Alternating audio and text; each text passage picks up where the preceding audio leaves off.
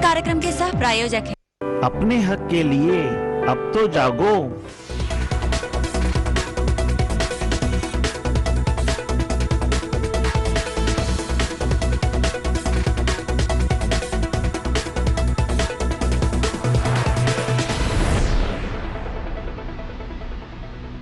नमस्कार। आमने सामने में आप सभी का बहुत बहुत स्वागत है। आज हमारे सवालों का सामना करेंगे जयपुर के सांसद महेश जोशी। महेश जी, आमने सामने में आपका स्वागत। बहुत बहुत धन्यवाद अनिता जी। आपने एक ब्लॉग शुरू किया है जिसके अंदर आपने जयपुर वासियों का बहुत धन्यवाद करा कि हम लोगों ने आपको सपोर्ट करा और यहाँ तक पहुँचाया, और साथ साथ में आपने एक विजन, राहुल जी की जो विजन थी जयपुर को एक वर्ल्ड क्लास सिटी बनाने की, इसमें आप कार्यरत रहेंगे। मैं सही कह रही हूँ? अनिता जी, आप बिल्कुल ठीक कह रही हैं। तो राहुल जी का सपना है। हाँ जी। और उस सपने के मुताबिक हम लोगों ने जयपुर को के विकास का एक सपना देखा, एक लोगों को सपना दिखाया भी। सपना तो दिखाया, लेकिन कचरे के ढेर और सड़कों में गड्ढों के बीच में हम फंसे हुए जयपुरवासी आपसे वर्ल्ड क्लास सिटी की डेफिनेशन मांग रहे हैं। मेरा ये मानना है कि वो सारी सुविधाएं जो आम जीवन के लिए आवश्यक हों वो विश्व स्तरीय उस शहर के लोगों को मिले जिस शहर में हम लोग रहते हैं, या जिस शहर को हम विश्व स्तरीय बनाना चाहते हैं। ये वर्ल्ड क्लास सिटी का मैं कंसेप्ट मानता हूँ, और मैं जयपुर की जनता को एक विश्वास दिलाना चाहता हूँ आज भी कि जो वादे मैंने किए हैं उसमें से 75% से अधिक वादे मैं निश्चित रूप से पूरे करूंगा। आरसीए में आपके विवाद में आने से आपको लगता है कि आपकी पार्टी का, कांग्रेस का नुकसान हुआ है? आरसीए या क्रिकेट की बात करें और कांग्रेस, दोनों अलग अलग हैं जी। ठीक है, वर्तमान क्या परिस्थिति है इस पर मैं कोई टिप्पणी नहीं करना चाहता, लेकिन मैं इतना कहना चाहता हूं कि आज जयपुर में अच्छी क्रिकेट हो रही है। ईरानी ट्रॉफी का मैच भी जयपुर में होने वाला है। तो जो हम चाहते थे जयपुर के क्रिकेटर्स को, वो सब मिलने की शुरुआत भी हुई है, कुछ मिल रहा था, कुछ और आगे बढ़ा है। और हम ये चाहते हैं कि जयपुर जो राजस्थान का सबसे बड़ा क्रिकेट का केंद्र है उसकी महत्ता बनी रहनी चाहिए। झगड़े शुरू कहाँ से हुआ? झगड़ा पहले भी नहीं था। मैंने पहले दिन, जिस दिन हम लोगों की, जिसको आप विवाद कह रहे हैं, या किसी बात की शुरुआत हुई, उस दिन भी मैंने ये कहा था कि सीपी जोशी मेरे बड़े भाई हैं, कांग्रेस के वरिष्ठ नेता हैं, मेरे नेता हैं जी। उनके सम्मान में किसी भी प्रकार की कमी करने की बात मैं सोच नहीं। आप अभी भी ऑनररी चेयरपर्सन या चेयरमैन हैं वहाँ के? अभी देखिए, कुछ चूंकि विवाद चल रहे हैं, अच्छा, कोर्ट में मामला है, इधर उधर मामला है, इसलिए किसी प्रकार की टिप्पणी करना, मैं इस पर, मैंने आपसे पहले भी कहा कि आरसीए पे इसलिए टिप्पणी नहीं करेंगे कि मामले कई विवाद में चल रहे हैं, कोई कोर्ट में, कोई इधर उधर है। पॉलिटिक्स स्पोर्ट्स में आती हैं तो कहीं ना कहीं जो टीम है, जो एक्चुअल क्रिकेटर्स हैं, उनके मोराल पे तो फर्क पड़ता होगा। आज तक पड़ा नहीं? देखिए, हॉकी की सिचुएशन जब भी बात आती है कि हॉकी का इतना बुरा हाल क्यों है भारत में, तो पॉलिटिक्स की वजह से है। आप एक राजस्थान के परिप्रेक्ष्य में नहीं देख सकते किसी भी चीज को। ये सवाल मुझसे पहले भी किया था प्रेस ने जी। आज बीसीसीआई जो है, बीसीसीआई में इतने बड़े बड़े लोग हैं कि अगर राजस्थान से कोई कद्दावर आदमी वहां नहीं जाएगा। मैं सीपी जोशी साहब के बारे में मुझसे पूछा कि भाई सीपी जोशी साहब आरसी के चेयरमैन, आपका क्या कहना है? मैंने कहा मैं अच्छा मानता हूं इसको। जब कद्दावर लोग जाएंगे बीसीसीआई में तभी जाके राजस्थान के हितों की वहां पैरवी कर पाएंगे। अच्छा, अगर कोई ऐसा आदमी चला जाएगा जिसको गांठ ही नहीं रहे हैं, जिसको कुछ महत्व नहीं दे रहे हैं, जैसे कोई ऐसा आदमी, मैं तो चाह रहा हूँ, ये सौभाग्य की बात है कि सीपी जोशी साहब के हाथ में क्रिकेट की बागडोर है, तो वो वहाँ पे बीसीसीआई में जब बैठते हैं तो उनकी बात सुनी जाती है, उनकी बात को कोई नजरअंदाज नहीं कर सकता। ऐसा एक दुखद सपना हम कह सकते हैं कि कुछ दिन के लिए आरसीए के पे तालाबंदी हुई। मैं ये मानता हूँ कि मेरा उस तालाबंदी में कोई रोल नहीं था। मेरे पे बिना बात घसीटा गया। हाँ, मैं तो वहाँ जिस दिन मुझे एक बुलाया गया कि भाई आपको चेयरमैन बनाया गया, आप यहाँ बैठे हैं, वहाँ कोई कब्जा करने की वैसी कोई स्थिति नहीं थी। और न मेरे सामने ताले लगे, जो भी ताले लगे, एक ताला दूसरा ताला, दोनों मेरे सामने नहीं लगे। मेरा नाम इसलिए घसीटा गया कि मैं जयपुर से सांसद हूँ, मैं वहाँ गया था, वो सारी बातें। क्रिकेट के सपोर्टर रहे हुए? मैं बिल्कुल, हम लोग, शायद संजय दीक्षित के भी नहीं। मैं, संजय दीक्षित जी हमारे मित्र हैं, सीपी जोशी साहब हमारे बड़े भाई हैं, लेकिन मैं ये कहना आप तो थोड़ा सा फिर फंस से गए। नहीं, फंसने की कोई बात नहीं है, इसमें फंसने की बात नहीं है। मैं शुरू से पहले दिन से कह रहा हूँ क्रिकेट का अहित नहीं होना चाहिए। जी हाँ। अगर मुझे ये तालाबंदी के बारे में कुछ भी एहसास होता पहले कि इस प्रकार तालाबंदी से ऑफिस नहीं खुलेगा कई दिन तक, तो शायद मैं इस बात की कोशिश करता है कि मेरा जाना अगर तालाबंदी का कारण बने तो न तो मैं आरसीए के दफ्तर जाऊं, मेरा चेयरमैन बनना अगर आरसीए की तालाबंदी का कारण बने तो मेरे को ऐसा चेयरमैन नहीं बनना। मैं चीज़ों को मतलब सब्जेक्टिवली वो चीज़ें जो हैं वो आगे बढ़नी चाहिए, तभी किसी चीज़ का हित होता है। अभी अखबारों में पढ़ने में आया कि महेश जोशी जी मोटरसाइकिल पर 20 अक्टूबर के बाद जयपुर की सड़कों पर दिखेंगे, तो क्या ये सिर्फ पब्लिसिटी गिमिक है? नहीं, पब्लिसिटी गिमिक नहीं है। देखिए, वैसे तो कोई भी एक्शन होता है उसकी पब्लिसिटी होती है। हमारे यूडीएच मिनिस्टर शांति धारीवाल जी ने, मैंने उनसे आग्रह किया कि जयपुर में जितने भी एजेंसियां काम कर रही हैं सड़क का, उन सबके इंजीनियर्स की एक मीटिंग बुलाई जाए। मंत्री जब मीटिंग बुलाता है उनको सीधे काम सौंपता है, उनमें एक उत्साह बनता है। सही बात है, मोटिवेट होते हैं, मोटिवेशन आता है।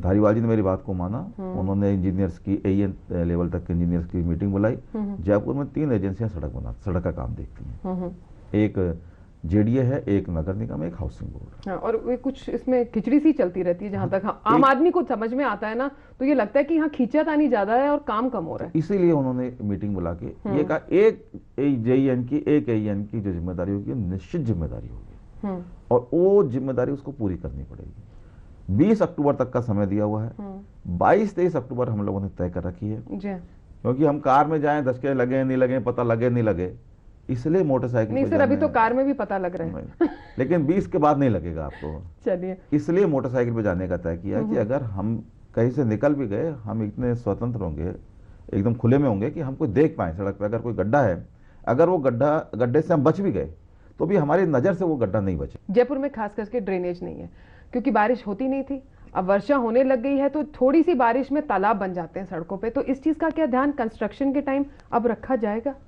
एक प्रोजेक्ट जेडीए ने सबमिट किया है दिल्ली में, मैं अपनी भरसक कोशिश करूंगा जी ड्रेनेज के मामले में उस प्रोजेक्ट को हम अगर लेकर आ सके तो वो जयपुर की जनता के लिए एक सौगात होगी।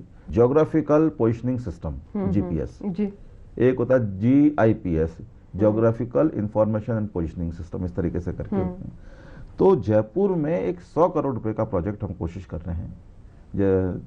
साइंस एंड टेक्नोलॉजी डिपार्टमेंट जो है गवर्नमेंट ऑफ इंडिया का जी, उसको हमने प्रोजेक्ट गवर्नमेंट ऑफ राजस्थान की तरफ से भेजा हुआ है, उसका प्रेजेंटेशन वगैरह भी हो चुका है। हम इस बात की भी कोशिश कर रहे हैं कि अगर संभव हो और उसके वो फिजिबिलिटी हो और अगर उस प्रोजेक्ट को किसी तरीके से जयपुर लाया जा सकता है तो वो भी लाने के लिए हम कोशिश कर रहे हैं। वो फाइल अभी, वो लेटर जो है मैंने लिखा था माननीय मंत्री जी को, विलासराव देशमुख जी को, वो नोटिंग के लिए देहरादून गया हुआ है, देहरादून से वो होता है काम।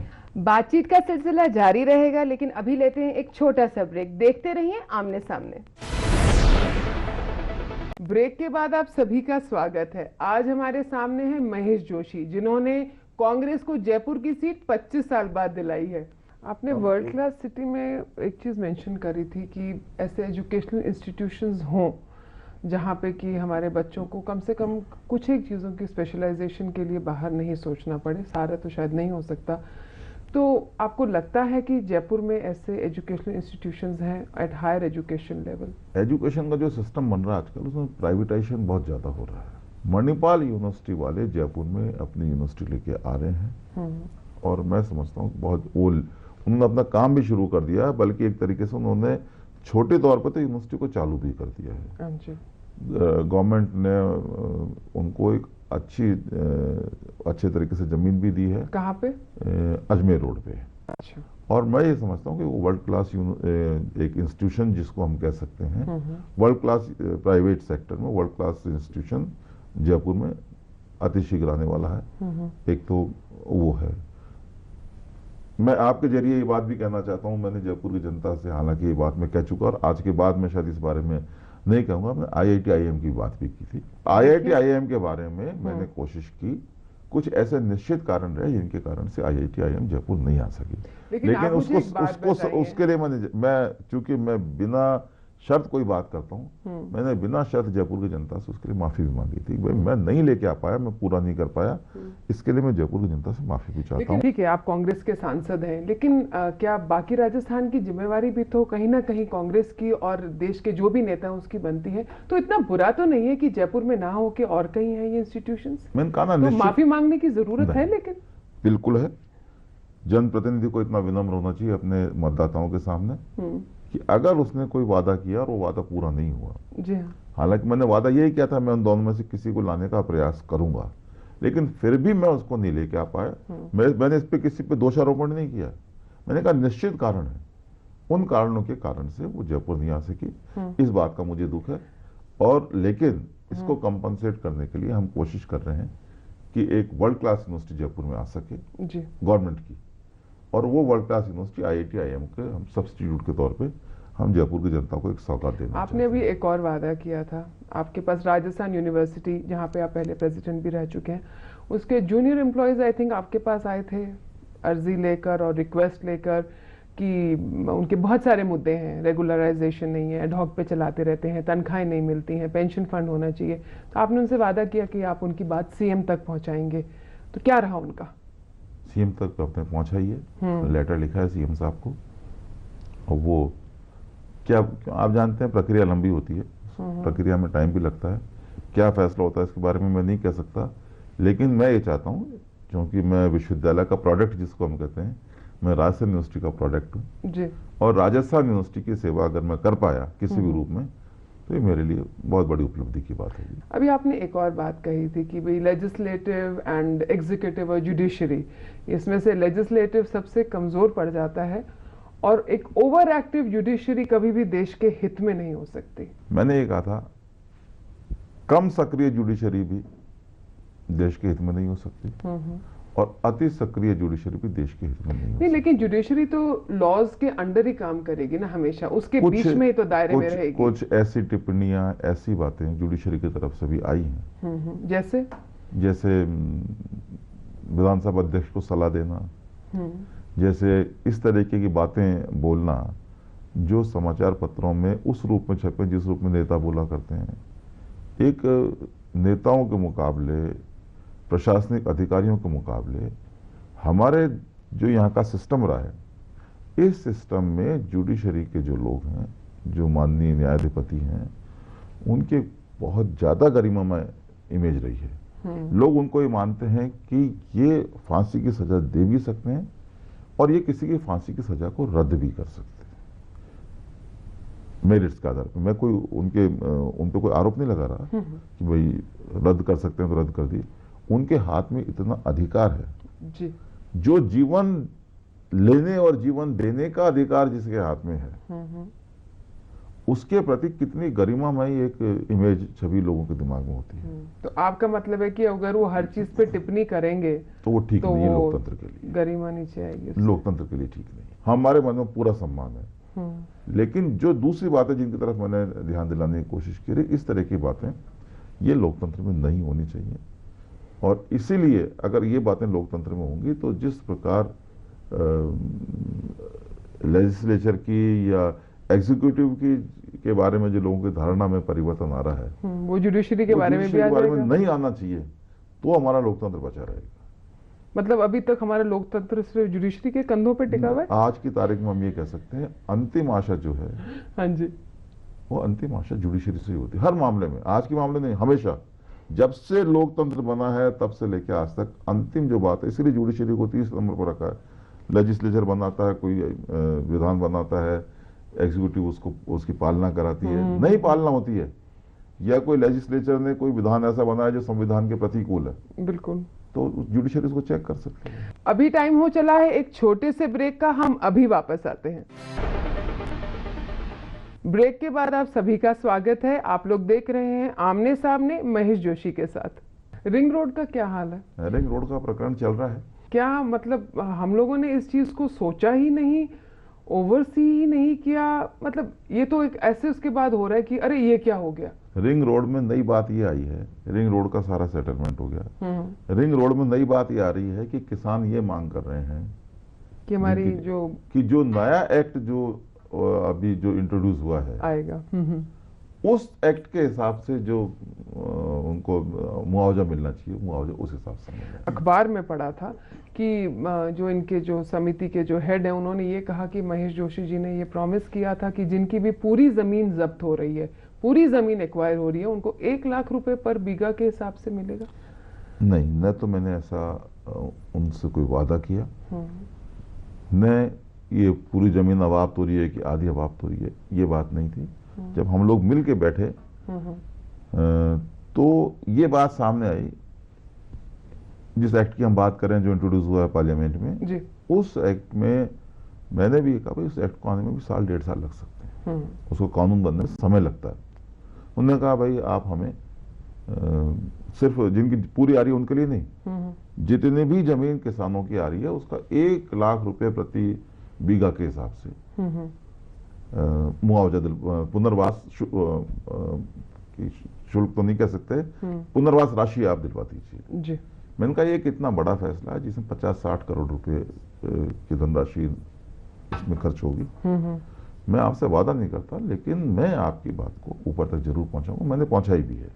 नहीं, कुछ नहीं हुआ। अभी उस पर कोई निर्णय नहीं हो पाया है। देखिए हम तो ये कहते हैं किसानों को पर्याप्त मुआवजा मिलना चाहिए जी। जो राहत अधिक से अधिक किसानों को दी जा सकती है किसानों को राहत दी जानी चाहिए। लेकिन ये भी तो सच है ना आपकी, क्योंकि ये प्रोजेक्ट डिले हो गया है तो कुछ एक 0.01% जो 890 करोड़ का प्रोजेक्ट है उसकी एक पेनल्टी जेडीए को कंपनी को देनी पड़ेगी। नहीं, ऐसा तो नहीं है अभी तक। तो कब से शुरू हो जाएगा ये? क्योंकि देखिए कंपनी कब तक वेट करेगी? नहीं, कंपनी वेट नहीं करेगी, फैसला हमको ही करना है। अभी कुछ घटनाएं दूसरी ऐसी हुई हैं, सरकार का ध्यान उस तरफ है। आपने कहा था कि वोकेशनल कोर्सेज फॉर विमेन चलाएंगे जिससे कि कम से कम जयपुर की जो नारी है, जो औरत है, उसको यहीं पर अपनी फाइनेंशियल इंडिपेंडेंस के लिए बहुत मौके मिले। क्या करा है उस बारे में हमने? नहीं, कुछ कोर्सेज नए इंट्रोड्यूस हुए हैं, पॉलिटेक्निक में इंट्रोड्यूस हुए हैं और हम वहाँ संख्या भी बढ़ी है। हम पूरी तरीके से इस तरफ ध्यान देंगे क्योंकि आने वाला समय तो महिलाओं का समय है। हमको आपसे रिजर्वेशन मांगना पड़ेगा। चलिए, मैं उस दिन का बहुत बेसब्री से इंतजार करूंगी। आज भी देख लीजिए क्या है। आप मेरी बात को शायद आप हंसी में ले रही होंगी, जितना परसेंट रिजर्वेशन है, अगर कहीं 50% है तो 50%, कहीं 33% है तो 33%, ये तो आपका हक ही है। लेकिन बाकी जो जनरल की सीटें बची हैं उन पर भी तो महिला लड़ सकती है। आपकी सीट पर तो पुरुष लड़ नहीं सकते, लेकिन आप पुरुषों की सीट पर लड़ सकती हैं। और अभी भी ऐसे कई उदाहरण हैं जो म्यूनिसिपैलिटीज हैं, लोकल बॉडीज हैं, उनमें पंचायतों में जहां महिलाओं को छूट तो है लड़ने की, जो लेकिन महिलाओं के लिए आरक्षित नहीं है, उन जगह से महिलाएं जीती हुई हैं। आपने एक लाइन लिखी थी अपने ब्लॉग में, मैं पढ़ रही थी, head held high and mind without fear. लेकिन जब भंवरी देवी जैसे इंसिडेंट होते हैं तो देखिए ये बात नहीं हो सकती। देखिए इंसिडेंट्स होने वाली बात तो ऐसा है नेता जी, हम कितनी कोशिश कर लें, हम कितनी अच्छी रोड बना लें, एक्सप्रेसवे बना लें, कुछ कर लें, कारें चलती हैं, आमने सामने की टक्कर नहीं होती तो आगे पीछे की टक्कर हो जाती है।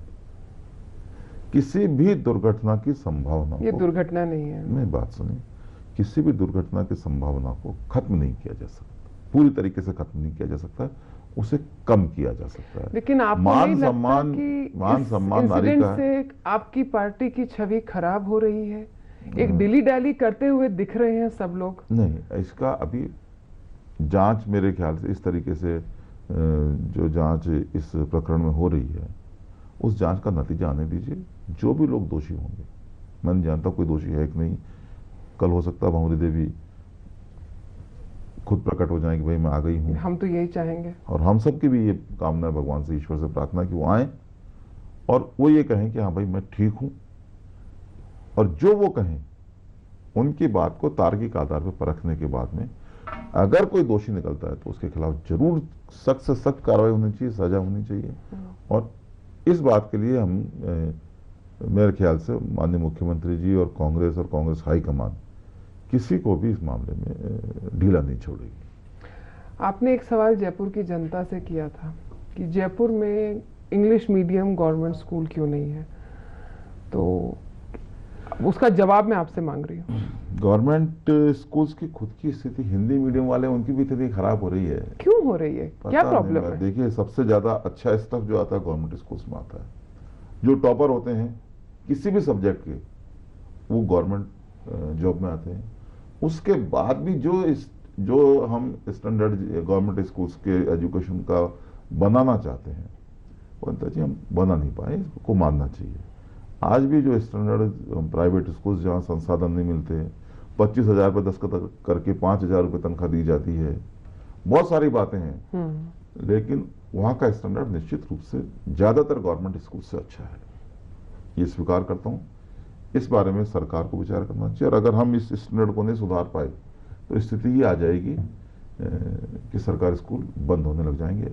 आपने कहा था कि एसएमएस से मिलता जुलता एक मल्टी फैसेटेड फैसिलिटी यहाँ पर जयपुर में खोलेंगे। नहीं, देखिए, मैं एसएमएस जैसा हॉस्पिटल तो बन पाना बहुत मुश्किल काम है, लेकिन एक तो इंस्टीट्यूशन हम टीबी वाला जयपुर में लाने की कोशिश हमारी चल रही है। और हम ये चाहते हैं, जैसे जयपुर में एक गणगौरी बाजार में अस्पताल है, वो अस्पताल चालू नहीं हो पा रहा था, उस अस्पताल को चालू किया गया है। हम ये चाहते हैं कि सारी जो चिकित्सा की जो सुविधाएं हैं वो जयपुर में बहुत अच्छे से मिले। अभी आपने सवाल किया इसलिए बता रहा हूँ, JK लॉन हॉस्पिटल बच्चों का हॉस्पिटल है जी, ये पहला गवर्नमेंट हॉस्पिटल होगा जो सेंट्रली एयर कंडीशन होगा पूरे नॉर्थ इंडिया में। मतलब मैं कोई पीजी इंस्टीट्यूट की बात नहीं करता, जिनको गवर्नमेंट के फंडिंग के बारे में कोई सीमा नहीं, मैं उनकी बात नहीं करता, लेकिन आम जो अस्पताल है जो आम जनता के लिए है, ये पहला ऐसा सेंट्रली एयर कूल्ड होगा। उसके लिए सांसद कोष से 1,31,00,000 रुपए मैंने दिए हैं। अच्छा, मैं चाहता हूं कि एसएमएस हॉस्पिटल की सबसे बड़ी परेशानी दो हैं। एक तो ये इतना ओवर बर्डन है कि जितने पेशेंट से होने चाहिए उससे 3 गुना पेशेंट यहाँ बिल्कुल आते हैं।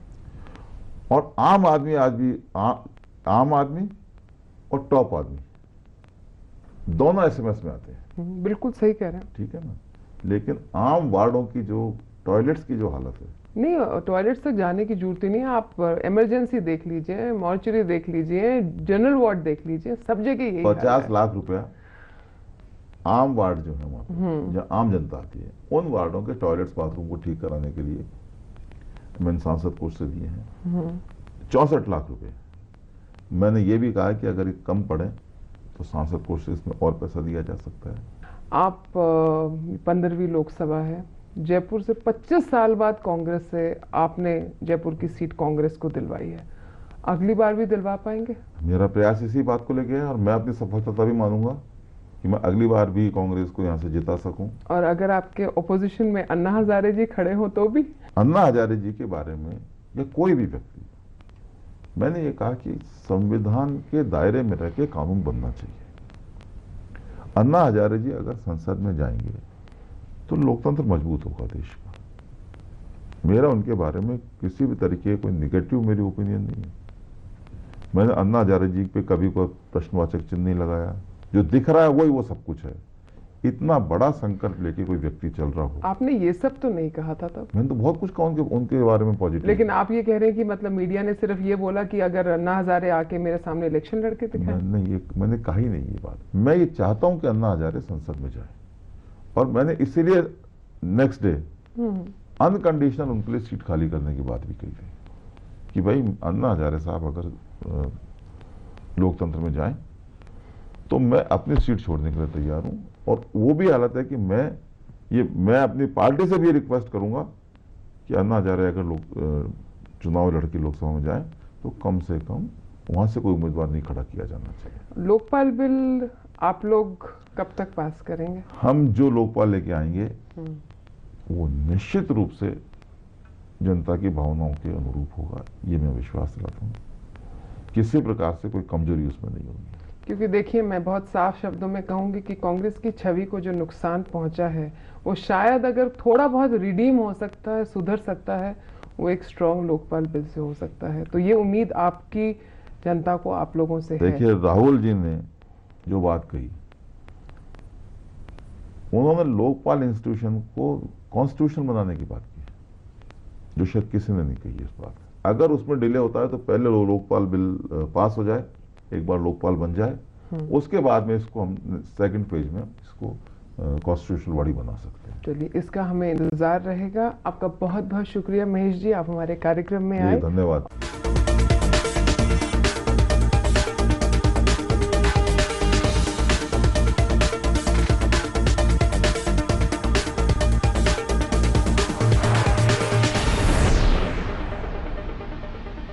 इस कार्यक्रम के सह प्रायोजक थे